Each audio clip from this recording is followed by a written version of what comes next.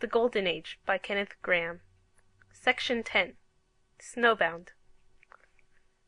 12th night had come and gone, and life next morning seemed a trifle flat and purposeless. But yester-eve and the Murmurs were here. They had come striding into the old kitchen, powdering the red brick floor with snow from their barbaric bedizenments, and stamping and crossing and declaiming till all was whirl and riot and shout. Harold was frankly afraid. Unabashed, he buried himself in the cook's ample bosom. Edward feigned a manly superiority to illusion, and greeted these awful apparitions familiarly as Dick and Harry and Joe.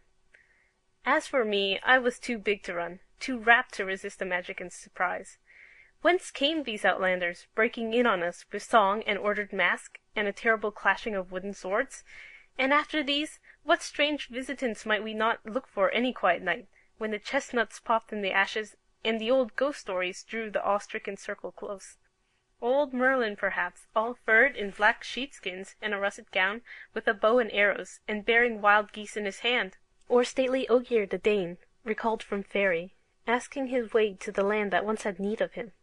Or even, on some white night, the Snow Queen herself, with the chime of sleigh bells and the patter of reindeer's feet, with sudden halt at the door flung wide, while aloft the northern lights went shaking attendant spears among the quiet stars. This morning, housebound by the relentless, indefatigable snow, I was feeling the reaction. Edward, on the contrary, being violently stage-struck on this, his first introduction to the real drama, was striding up and down the floor, proclaiming, "Here be I, King George the Third," in a strong Berkshire accent. Harold, accustomed as the youngest to lonely antics and to sports that asked no sympathy, was absorbed in "Clubman," a performance consisting in a measured progress around the room, arm in arm with an imaginary companion of reverend years, with occasional halts at imaginary clubs, where, imaginary steps being leisurely ascended, imaginary papers were glanced at, imaginary scandal was discussed with elderly shakings of the head, and, regrettably to say, imaginary glasses were lifted lipwards. Heaven only knows how this germ of this dreary pastime first found way into his small boyish being. It was his own invention, and he was proportionately proud of it.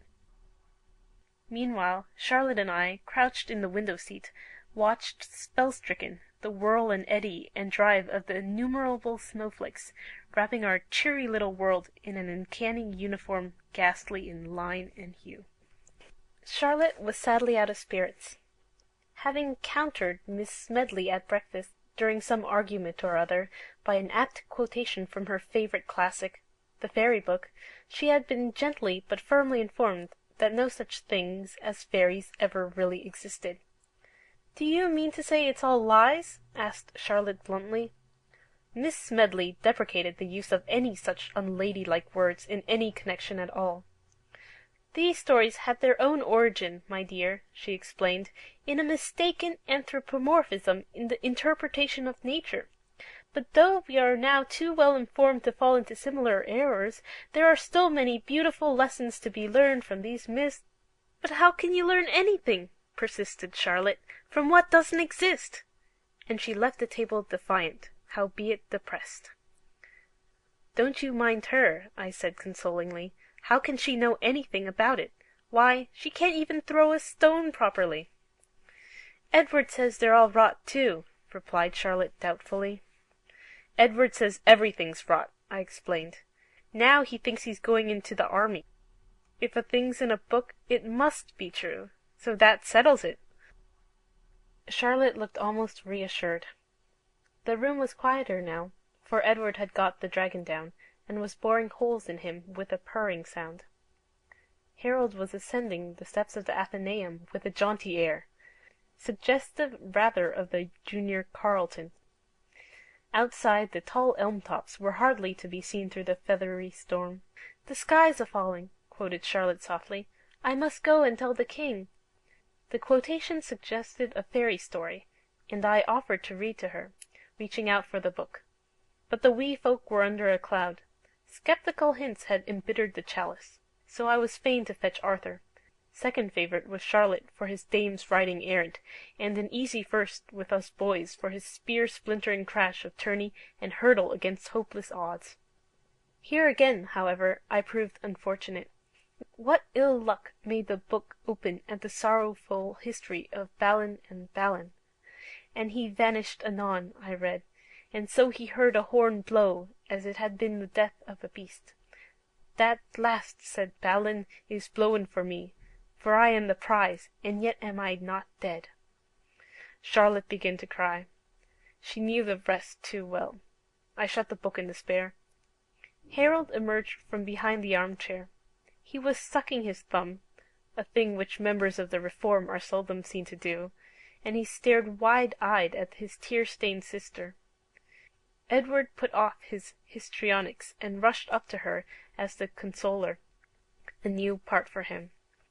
"I know a jolly story," he began. "Aunt Eliza told it to me.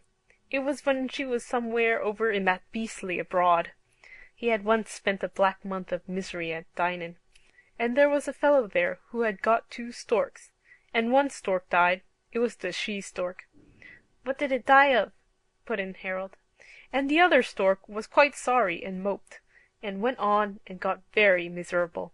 So they looked about and found a duck, and introduced it to the stork. The duck was a drake, but the stork didn't mind, and they loved each other and were as jolly as could be. By and by another duck came along, a real she-duck this time, and when the drake saw her he fell in love, and left the stork, and went and proposed to the duck, for she was very beautiful. But the poor stork who was left, he said nothing at all to anybody, but just pined and pined and pined away, till one morning he was found quite dead. But the ducks lived happily ever afterwards." This was Edward's idea of a jolly story. Down again went the corners of poor Charlotte's mouth. Really, Edward's stupid inability to see the real point in anything was too annoying. It was always so.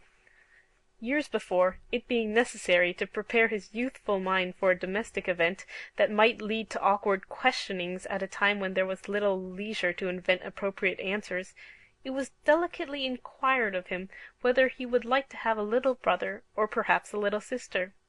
He considered the matter carefully in all its bearings, and finally declared for a Newfoundland pup. Any boy more clegg at the uptak would have met his parents half-way and eased their burdens. As it was, the matter had to be approached all over again from a fresh standpoint.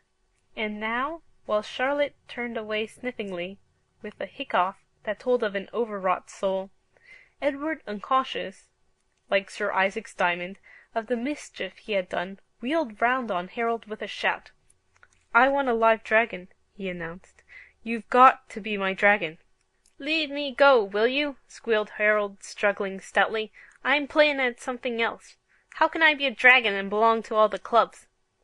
"But wouldn't you like to be a nice scaly dragon, all green," said Edward, trying persuasion, "with a curly tail and red eyes and breathing real smoke and fire?" Harold wavered an instant. Pall Mall was still strong in him. The next he was grovelling on the floor. No saurian ever swung a tail so scaly and so curly as his. Clubland was 1,000 years away. With horrific pants he emitted smokiest smoke and fiercest fire. "Now I want a princess," cried Edward, clutching Charlotte ecstatically, "and you can be the doctor and heal me from the dragon's deadly wound." Of all professions, I held the sacred art of healing in worst horror and contempt. Cataclysmal memories of purge and draught crowded thick on me, and with Charlotte, who courted no barren honours, I made a break for the door. Edward did likewise, and the hostile forces clashed together on the mat, and for a brief space things were mixed, and chaotic and Arthurian. The silvery sound of the luncheon bell restored an instant peace, even in the teeth of clenched antagonisms like ours. The Holy Grail itself, sliding athwart a sunbeam, never so effectually stilled a riot of warring passions into sweet and quiet accord. End of Section 10.